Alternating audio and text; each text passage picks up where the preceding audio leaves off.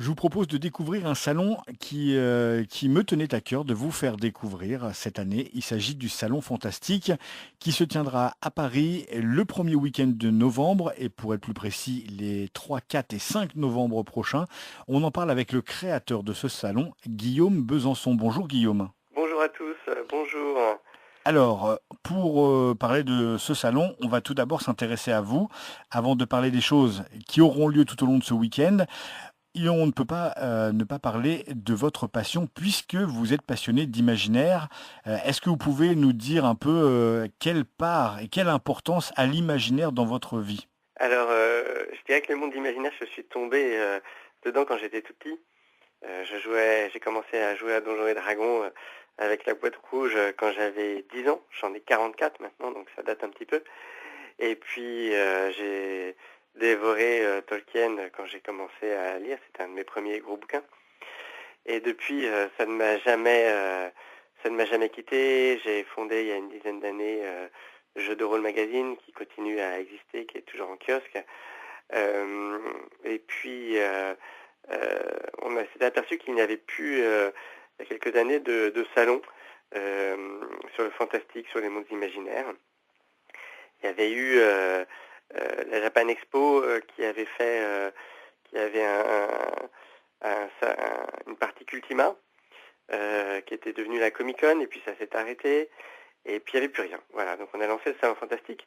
Depuis, il y a des choses qui ont repris, qui ont disparu, qui sont revenues, comme Geekopolis, comme Comic-Con, qui sont des salons qui ont des approches très différentes. Voilà, nous on fait plutôt un petit salon un peu à la bonne franquette.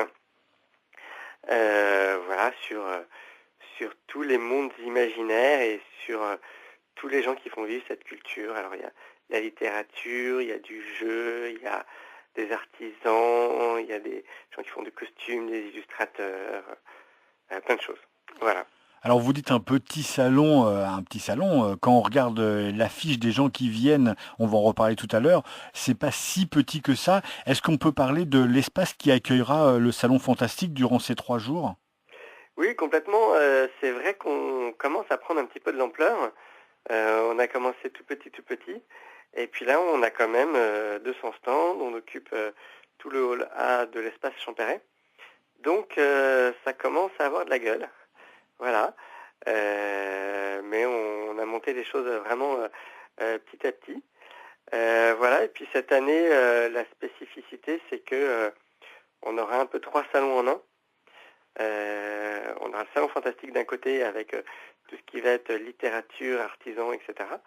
On aura une zone particulière pour le salon du jeu. Donc on a voulu euh, faire un salon particulier parce qu'on s'apercevait que les gens, les éditeurs de jeux qui venaient euh, n'amenaient que leurs jeux fantastiques. Et en fait, nous, on est un peu des geeks et des geeks de jeux. Donc on adore tous les types de jeux de société. Donc on a voulu élargir un petit peu ça et puis vraiment communiquer particulièrement sur le jeu cette année. Donc il y aura le salon du jeu. Et puis il y aura Ohio Paris. Ohio, ça veut dire bon matin. C'est un peu le bonjour du matin au Japon. Voilà, qui est un salon de culture japane, voilà, japonaise. Et donc, dans le même lieu, avec la même entrée, le même billet, il y aura 3 salons.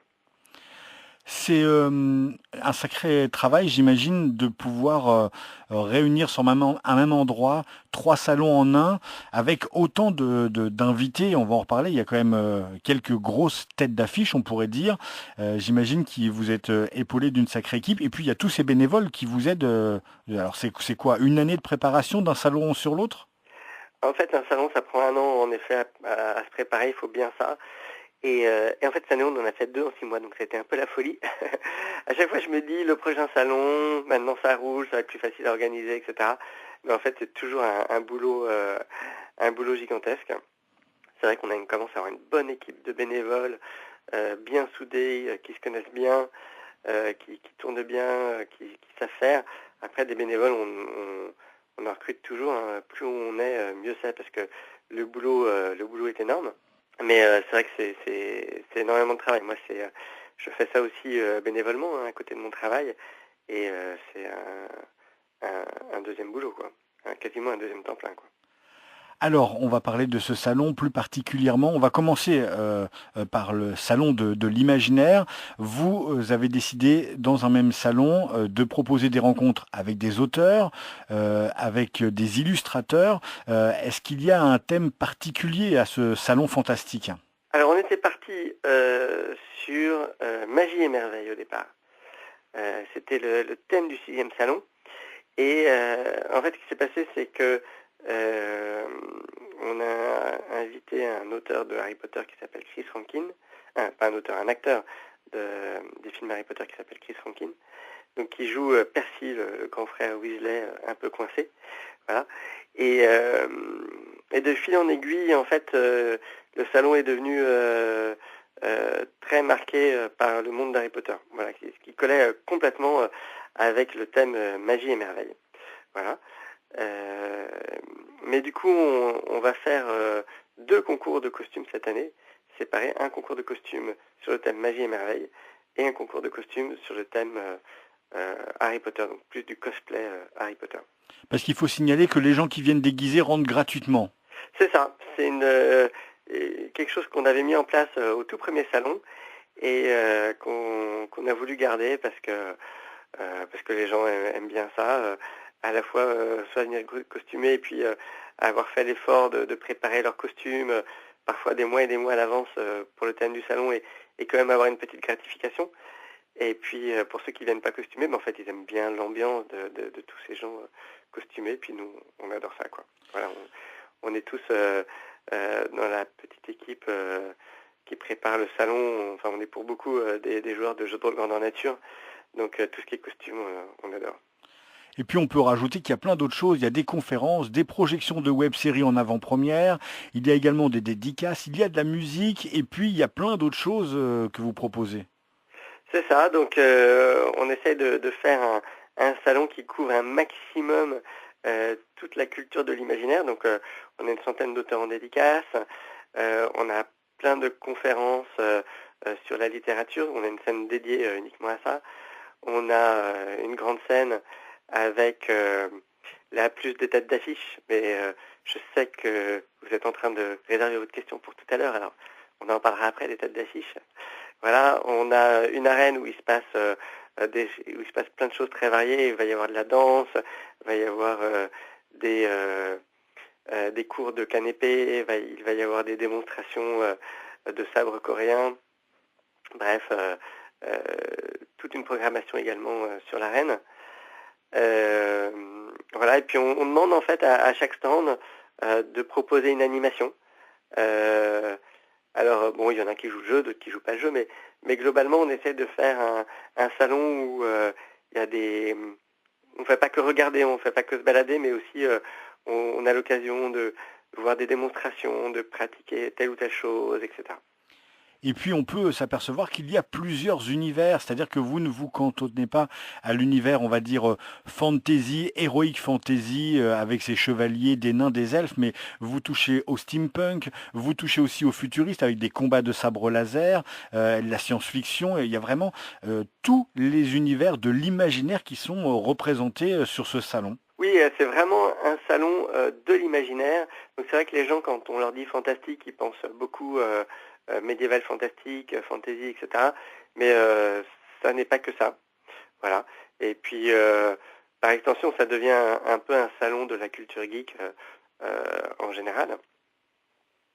Voilà, puisque je dirais que tout ce qui va tourner autour de la culture geek, c'est des choses qui nous intéressent. Et puis, c'est des choses qui sont assez connexes et qui vont intéresser notre public. Alors parlons justement des 2 autres salons qui se greffent sur ce salon fantastique. Et là, on va retrouver les univers différents qui sont le monde du jeu. Et quand on parle de jeu, vous le dites aussi sur la page du salon fantastique, c'est tous les jeux qui sont représentés, aussi bien les jeux de société que les jeux de rôle, que les jeux de grandeur nature. Et il y a également ce salon de la culture japonaise où là, on va retrouver le cosplay, encore des gens qui viennent alors déguisés, on sait plus que du déguisement, et aussi la culture du jeu vidéo. C'est ça. Et la culture manga, évidemment, tout ce qui va être anime et manga BD, quoi. Donc Ohio Paris, c'est un salon sur la culture japonaise en général, mais quand même très centré sur ces parties de la culture japonaise, voilà, qui sont finalement très congruentes avec tout ce qui va être salon fantastique. Il y a beaucoup de choses qui sont fantastiques à l'intérieur, voilà. Et donc oui, il y aura aussi beaucoup de cosplay. Alors pour les non-initiés, moi-même j'ai découvert ça en organisant le salon. Il y a une subtile différence entre costume et cosplay, puisque le costume, c'est recréer une ambiance par son vêtement, alors que le cosplay, c'est vraiment reproduire un personnage existant de la culture, en général de la culture de l'imaginaire. Voilà. Donc il y aura en plus du concours de costumes Magie et Merveille et du concours de costumes Harry Potter, un concours de cosplay, donc plus orienté cosplay à la façon dont les Japonais l'entendent. Voilà. Donc chaque jour il se passera un concours de ce type-là sur la scène. Voilà. Donc Chris Rankin sera le président du concours de costumes Harry Potter, forcément. Voilà. Et sinon on a des gens assez spécialisés là-dedans pour les autres jurys. Et puis voilà, donc c'est un peu 3 salons en un. Un petit mot sur le salon du jeu aussi. Oui, alors le salon du jeu, on aura en effet plein de choses très fantastiques. On aura du jeu de rôle, on aura de la figurine fantastique, etc. Mais on aura aussi des jeux, je dirais, beaucoup plus grand public, comme Le Droit de Perdre, voilà, qui est un éditeur qui fait des jeux décalés et délirants, ou Asmodée qui fait des choses très grand public. Il y aura même des jeux également pour les enfants. On a essayé de faire quelque chose de sympa pour les enfants cette année. Il y aura pas mal de tables de jeux pour enfants chez Asmodée et chez d'autres partenaires. Il y aura un jeu de piste spécialement fait pour les enfants. Bref, il y aura des choses sympas. Voilà. Et puis il y aura des invités, des têtes d'affiche comme on dit, notamment Chris Rankin, vous l'avez cité, hein, qui est Percy dans les films Harry Potter, mais il n'y a pas que Chris Rankin, il y a aussi les Noobs qui sont bien connus sur Internet, et il y a Pen of Chaos, puis il y en a d'autres. Tout à fait, on aura côté jeu, parce qu'on parlait des jeux, là on aura Didier Guizerix qui sera là, une figure emblématique du jeu de rôle en France, hein, qui avait lancé Casus Belli à l'époque, le magazine historique sur le jeu de rôle. Et qui revient avec son nouveau jeu de rôle méga. Voilà, exactement, donc qui sera là pour le faire jouer.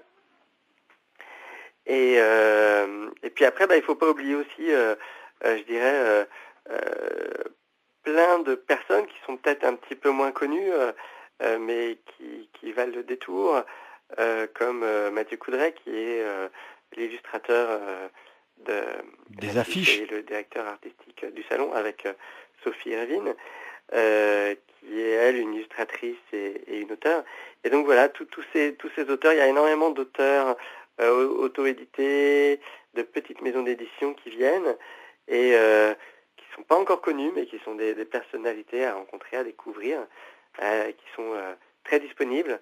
Voilà, c'est un salon, je pense, où on peut vraiment discuter avec ces auteurs, pas juste recevoir une dédicace à la chaîne, mais voilà, c'est le côté sympa du salon. Alors s'il faut retenir les dates du Salon Fantastique, c'est vendredi 3, samedi 4 et dimanche 5 novembre. Le vendredi, c'est juste l'après-midi, je crois, jusqu'en début de soirée. C'est ça. Puis après un after-work de 16h à 20h, parce qu'il faut qu'on monte le salon le matin, nous.